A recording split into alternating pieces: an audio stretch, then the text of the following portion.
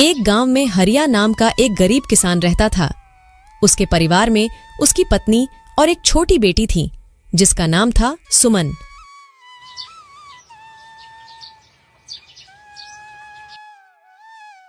हरिया की अपनी कोई जमीन नहीं थी, इसलिए वह दूसरों की जमीन पर खेती करता और जो कुछ पैसे मिलते उससे अपने घर का गुजारा करता था। पिछले कुछ दिनों से हरिया को गांव में कहीं भी काम नहीं मिल रहा था, जिससे वह बहुत परेशान था।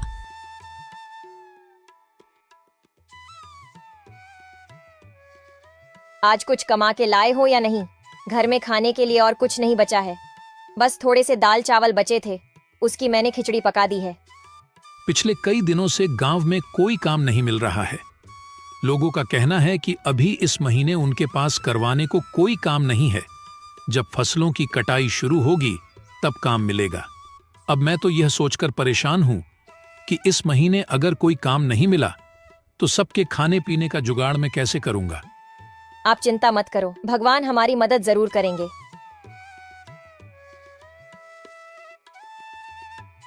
पापा, इस बार गांव में जो मेला लगेगा उसमें आप मुझे गुड़िया दिलाओगे ना? अगली बार तो आपने यह कहा था कि अभी मैं बहुत छोटी हूँ, अगले साल तक मैं बड़ी हो जाऊंगी। अब तो मैं बड़ी हो गई हूँ, तो अब तो मुझे गुड़िया दिलाओगे ना? हाँ बेटा, इस साल मैं तुम्हें जरूर गुड़िया दिलाऊंगा। अब चलिए खाना खा लीजिए, ठंडा हो रहा है।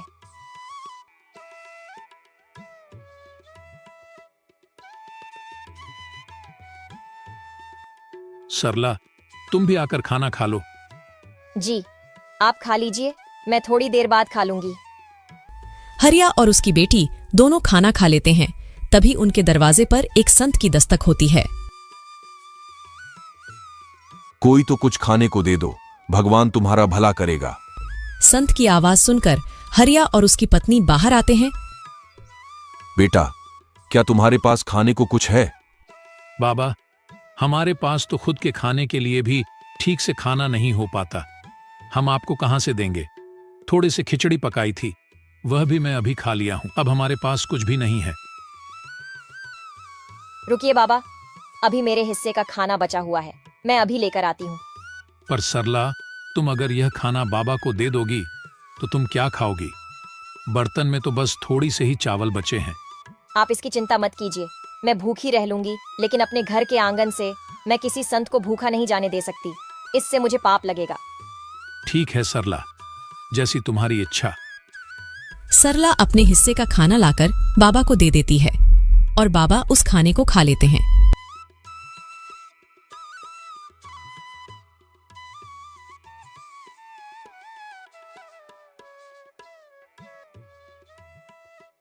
बेटा, तुमने मेरी भूख मिटाई है, मैं तुम्हारा बहुत आभारी हूं। एक भूखे व्यक्ति को खाना खिलाना सच में पुण्य का काम होता है, और यह पुण्य तुमने आज कमा लिया है बेटी।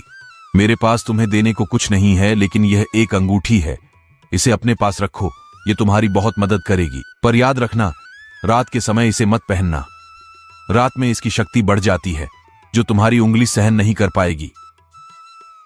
धन्यवाद बाबा, हम आपकी आज्ञा का पालन करेंगे।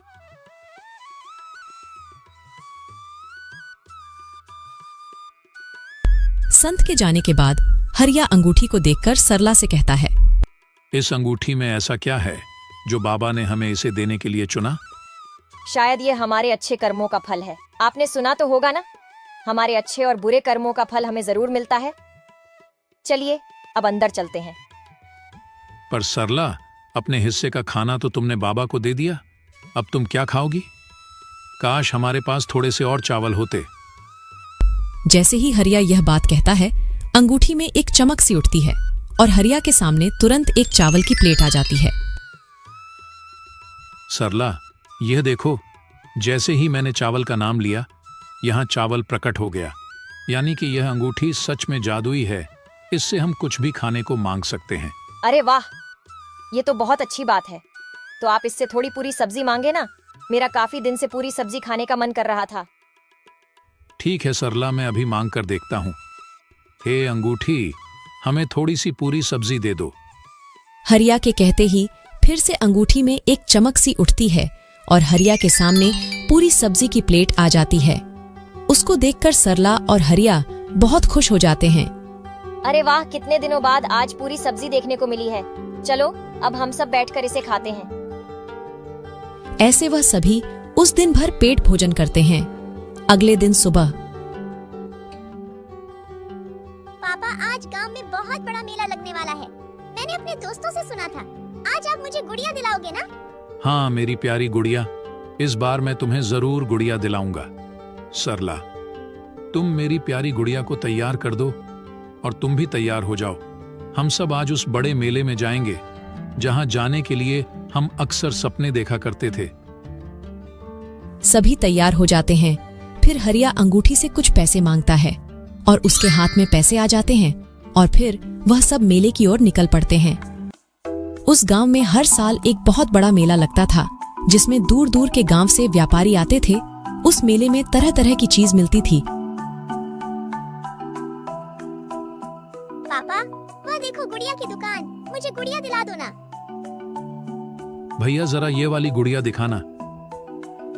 ये लो मेरी प्यारी गुड़िया, ये तुम्हारे लिए। पापा, यह तो बहुत ही सुंदर गुड़िया है। भैया कितना दाम है इस गुड़िया का?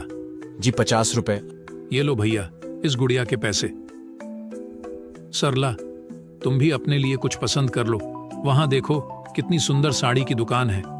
चलो वहां से तुम्हारे लिए साड़ियां भी पसंद करते हैं। भैया जरा वह वाली साड़ी दिखाना।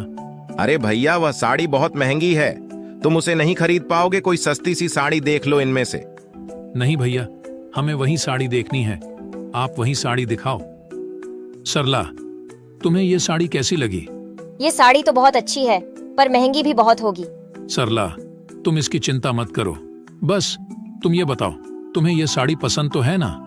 हाँ जी, साड़ी तो बहुत पसंद आई। भैया इस साड़ी का क्या दाम है? यह 1500 की साड़ी है। ठीक है भैया, ये लीजिए 1500 और ये साड़ी हमारे लिए पैक कर दीजिए। हरिया साड़ी को खरीद लेता है। हरिया ने उस मेले में से और भी काफी सारे सामान खरीदे। इस मेले में रामचंद्र के 2 नौकर मोहन और प्यारे भी आए हुए थे। रामचंद्र गांव का सबसे अमीर सेठ था और मोहन और प्यार उसके नौकर। जब मोहन और प्यारे ने हरिया को बहुत सारा सामान खरीदते हुए देखा तो वे दोनों आश्चर्य में हो जाते हैं। मोहन, ये देख, ये तो वही हरिया है ना जो अक्सर अपने गरीबी पर पूरे गांव घर में रोता रहता है। ये देख कैसे सामान खरीद रहा है। आखिर इसके पास इतने सारे पैसे कहां से आए? हाँ प्यारे, यह तो वही गरीब किसान हरिया है। अभी 2 दिन पहले ही तो यह सेठ जी से काम मांगने आया था, पर सेठ जी ने इसे काम देने से मना कर दिया था। चल उसी से पूछ कर देखते हैं। दोनों हरिया के पास आते हैं। और भाई हरिया, कैसी चल रही है खरीदारी? लगता है बहुत सामान खरीदा है आज। हरिया जादुई अंगूठी की बात को छुपाते हुए कहता है। नहीं भाई, बस वह थोड़ा बहुत घर के लिए सामान है, बस और कुछ नहीं। अच्छा हरिया भाई, तुम तो 2 दिन पहले तो सेठ जी से काम मांग में आए थे ना? लगता है तुम्हें कहीं पर काम मिल गया है। हाँ भैया, कहीं और काम मिल गया था तो बस उसी से बच्चों को मेला घुमाने ले आया। अच्छा हरिया भाई, तुम करो खरीदारी, हम चलते हैं। दोनों नौकर वहां से चले जाते हैं। हरिया का परिवार मेला घूमने के बाद घर आ जाता है। आज उनके परिवार के चेहरे पर अलग ही चमकते सभी बहुत खुश थे। पापा, आज तो मेरे पास बहुत सारे खिलौने हैं। अब मैं अपने दोस्तों को यह खिलौने दिखाऊंगी। मेरे पास भी बहुत सारे खिलौने हो गए हैं। हाँ बेटा, क्यों नहीं। अब से तुम्हें जो भी चीज चाहिए तुम अपने पापा से मांग लेना, वह तुम्हें मना नहीं करेंगे। इस तरह हरिया के दिन हंसी खुशी गुजर रहे थे। हरिया ने अंगूठी की मदद से अपने घर के हालातों को सुधार लिया और अंगूठी से कुछ पैसे मांगकर गांव में उसने एक कपड़े की दुकान खोली। दुकान खोलने के साथ ही हरिया की दुकान चल पड़ी। उसकी दुकान पर तरह तरह के कपड़े थे, एक से बढ़कर एक। यह सब हरिया ने उस अंगूठी की मदद से हासिल किए थे। नए नए डिजाइन के कपड़े होने की वजह से हरिया की दुकान पर अक्सर ही लोग की भीड़ रहा करती थी। अब यह बात धीरे धीरे पूरे गांव भर में फैल रही थी कि हरिया, जो कितना गरीब था, वह अचानक से अमीर हो गया है और उसने गांव में एक बहुत बड़ी कपड़े की दुकान खोली है। अरे भाई, मैंने सुना है कि हरिया ने गांव में कोई दुकान खोली है। हाँ भाई, मैंने भी सुना है हरिया ने बहुत बड़ी दुकान खोली है। अरे भाई, मैं तो उसकी दुकान को देखकर भी आया हूँ। हरिया ने वाकई में बहुत बड़ी दुकान खुली है और उसके पास नई नई प्रकार के कपड़े हैं। अच्छा, आखिर ये कैसे हुआ? हरिया के पास दुकान खोलने के लिए इतने पैसे आए कहाँ से? भाई, इस बारे में तो मुझे नहीं पता, बस मुझे इतना ही पता है कि उसमें गांव में एक बहुत बड़ी कपड़े की दुकान खोली है। हे भगवान, काश मेरे पास भी इतने पैसे होते तो मैं भी अपना कोई छोटा सा कारोबार खोल लेता। अरे भाई, पैसे नहीं है तो तुम अब हरिया से उधार ले लो। हरिया दिल का बहुत नेक इंसान है, वह तुम्हें जरूर उधार दे देगा। हाँ, तुम ठीक कहते हो, मैं हरिया से एक बार बात करके देखता हूँ। यार, कुछ पैसे तो मुझे भी चाहिए थे। मुझे भी अपना छोटा सा कारोबार शुरू करना है। क्यों ना हम कल हरिया से बात करके देखें, क्या पता हरिया ही हमारी कुछ मदद कर दे। वह लोग इतनी बातें कर ही रहे थे, तभी उन्होंने देखा कि हरिया वहीं से गुजर रहा था। रामू ने हरिया को आवाज लगाई। अरे हरिया भाई, कहाँ जा रहे हो? कहीं नहीं भाई, बस तुम्हारे पास ही आ रहा था। बहुत दिन हो गए थे तुमसे मिले, सोचा तुमसे भी मिलता आऊं। हरिया भाई, मैंने सुना है कि तुमने कपड़े की बहुत ही बड़ी दुकान खोली है। हाँ भाई, बस इसी बारे में मैं तुम्हें बताने आया था। मैंने एक कपड़े की दुकान खोली है और अब उस दुकान से मेरी अच्छी कमाई हो रही है। पर तुमने दुकान कैसे खोली? तुम्हारे पास इतने पैसे कहाँ से आए? देखो भाई, ये बात मैं तुम्हें इसलिए बता रहा हूं क्योंकि तुम मेरे दोस्त हो और मुझे तुम लोगों पर बहुत विश्वास है। कुछ दिन पहले मेरे घर पर एक साधु आए थे। हरिया उन सबको जादुई अंगूठी के बारे में सारी बात बता देता है। जादुई अंगूठी? सच में तुम्हारे पास जादुई अंगूठी है और तुमने उसी से वह दुकान खोली है? हाँ, मैंने उसी से वह दुकान खोली है और मैं यहाँ तुम्हारे पास इसलिए आया हूँ कि तुम भी अगर अपना कोई कारोबार शुरू करना चाहते हो तो बेझिझक आकर तुम मुझसे पैसे ले सकते हो। मैं तुम्हें कारोबार खोलने के लिए पैसे दूंगा। अरे हरिया भाई, ये बात कहकर तो तुमने हमारा दिल ही जीत लिया। ठीक है हरिया भाई, हम किसी को नहीं बताएंगे। इस तरह हरिया ने गांव वालों की मदद की और सभी को कारोबार खोलने के लिए पैसे दिए। अब गांव के लोगों ने भी अपना अपना कारोबार खोला। अब यह बात धीरे धीरे गांव के अमीर सेठ रामचंद्र तक भी पहुंच जाती है। मोहन और प्यारे, यह मैं क्या सुन रहा हूँ? हमारे गांव में रहने वाले गरीब हरिया ने गांव में बहुत बड़ी कपड़े की दुकान खोल ली है। यह तो वही हरिया है ना जो कुछ दिन पहले मेरे पास काम मांगने आया था। तो फिर इसके पास अचानक से इतने सारे पैसे कहाँ से आए? हाँ सेठ जी, हम भी यही सोचकर हैरान हैं। थोड़े दिन पहले हमने उसे मेले में देखा था, बहुत सारे सामान खरीद रहा था। जैसे इसके पास अचानक से बहुत सारे पैसे आ गए हों और अब सुनने में आ रहा है कि गांव में उसने एक नई दुकान खोली है।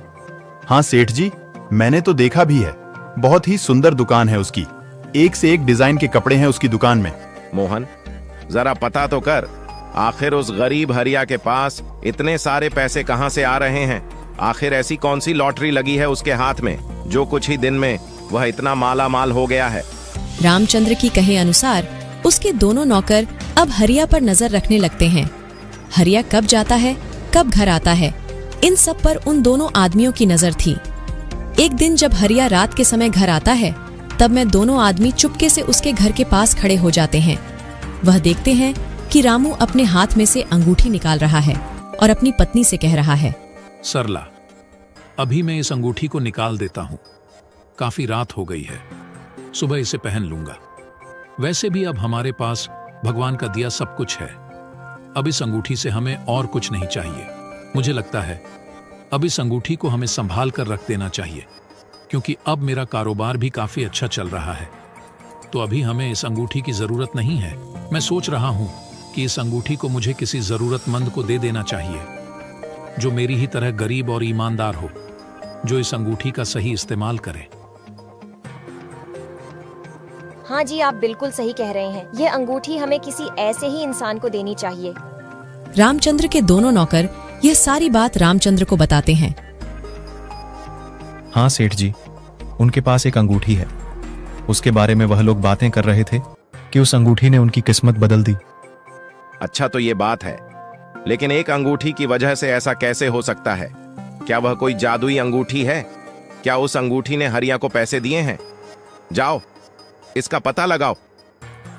अगले दिन फिर वह दोनों आदमी चुपके से हरिया के घर आते हैं।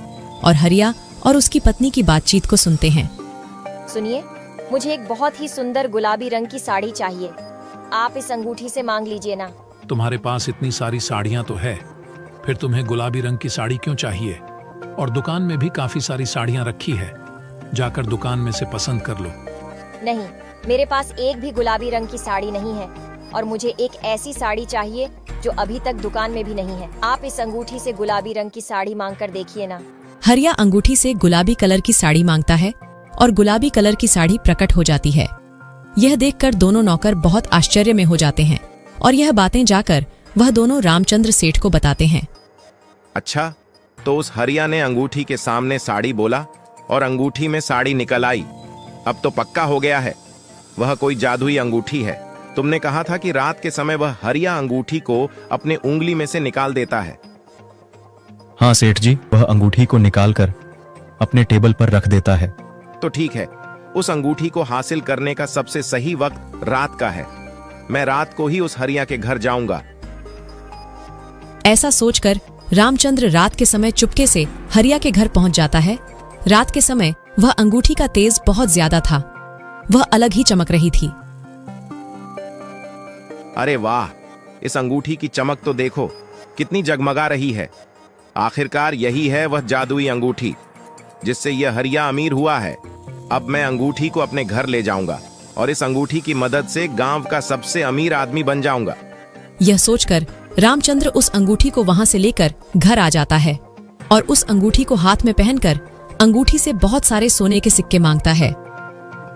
हे अंगूठी, मुझे बहुत सारे सोने के सिक्के दे दो, इतने सोने के सिक्के कि मैं रातों रात अमीर बन जाऊं। जैसे ही रामचंद्र ऐसा कहता है, उसकी उंगली पर लाल निशान पड़ जाते हैं और उसे काफी जलन होने लगती है। रामचंद्र दर्द से कहराते हुए उस अंगूठी को फेंक अस्पताल की ओर भागता है। रामचंद्र अस्पताल पहुंचता है और डॉक्टर को अपना हाथ दिखता है। यह कैसे हुआ? इतनी ज्यादा चोट तुम्हें कैसे आई? तुम्हारा हाथ तो पूरी तरह से घायल है। मैं अभी इसकी पट्टी कर देता हूं। डॉक्टर रामचंद्र के हाथों की पट्टी कर देता है और उससे कहता है, देखो, मैंने तुम्हारी पट्टी तो कर दी है, पर तुम्हारे हाथों के जख्म बहुत गहरे हैं। इसे ठीक होने में कम से कम 2 महीने का समय लग जाएगा और 2 महीने तक तुम्हें अपने हाथों का ध्यान रखना होगा। यह सुनकर रामचंद्र बहुत दुखी होता है। यह सब उस अंगूठी के वजह से हुआ है। न मैं उस अंगूठी को चुराता और न ही मेरे हाथ का यह हाल होता। इतनी जलन हो रही है मेरे हाथ में, क्या बताऊं। अगर मैं ज्यादा पैसे का लालच ना करके उस अंगूठी को ना लिया होता तो आज मेरे हाथों की ऐसी हालत नहीं होती। रामचंद्र उस अंगूठी को हरिया को वापस करने जाता है। यह लो हरिया अपनी अंगूठी। कुछ वक्त के लिए मेरे मन में इस अंगूठी के प्रति लालच आ गया था, पर इस अंगूठी ने मुझे अच्छा सबक सिखाया है। अब यह अपनी अंगूठी तुम अपने पास रखो, मुझे इसकी जरूरत नहीं। अब अंगूठी हरिया के पास वापस आ चुकी थी। सरला, अब वक्त आ गया है कि इस अंगूठी को किसी ऐसे व्यक्ति के हाथ में दिया जाए जिसको इसकी बहुत जरूरत है। हमें जल्द ही ऐसे व्यक्ति की तलाश करनी होगी। जी हाँ, आप बिल्कुल सही कह रहे हैं। अब इस अंगूठी को किसी गरीब को देने का सही वक्त आ गया है। वह लोग यह बातें कर ही रहे थे कि तभी उनके घर पर एक गरीब बूढ़ा व्यक्ति आता है। कोई तो कुछ खाने को दे दो, भगवान तुम्हारा भला करेगा। सरला बूढ़े व्यक्ति के लिए खाना लाती है। बूढ़ा व्यक्ति खाना खाता है। खाना खाने के बाद हरिया उस बूढ़े व्यक्ति को वह जादुई अंगूठी दे देता है और उस जादुई अंगूठी की सारी शक्तियों के बारे में भी बता देता है। बूढ़ा आदमी बहुत खुश होकर वहां से चला जाता है। थोड़ी दूर जाकर वह बूढ़ा आदमी वापस अपने संत के रूप में आ जाता है। वह बूढ़ा आदमी और कोई नहीं बल्कि वही संत था जिसने हरिया को वह जादुई अंगूठी दी थी और वह अब अपनी अंगूठी वापस लेने आया था। हरिया का जीवन अब सुधर चुका था। हरिया ने उस अंगूठी की मदद से अपने जीवन को ही नहीं सुधरा बल्कि गांव के लोगों के जीवन को भी बेहतर बनाया।